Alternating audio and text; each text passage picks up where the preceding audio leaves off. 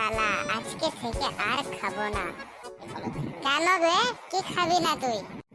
খেতে গেলে আমার দাঁত পড়ে যাইবে। কেন তুই ব্রাশ করিস না? ব্রাশ করি ঠিকই, কিন্তু পেস্ট কেনার তো পয়সা নেই অর্ণব দাদা। শালা ম্যাডামের ছেলে হয়ে তুই পয়সা পাস না।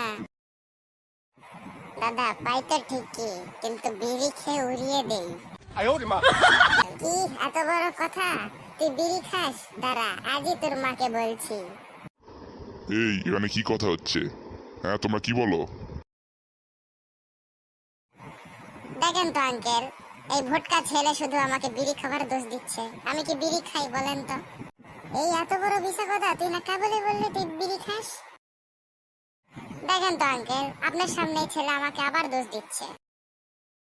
এ ভাই চল বজ্জাত এখান ছেলেরা, থেকে যা চলে এখান থেকে যাই। তোরা, আমার তোকে চোখের তো সামনে দূর হ। পরে দেখছি।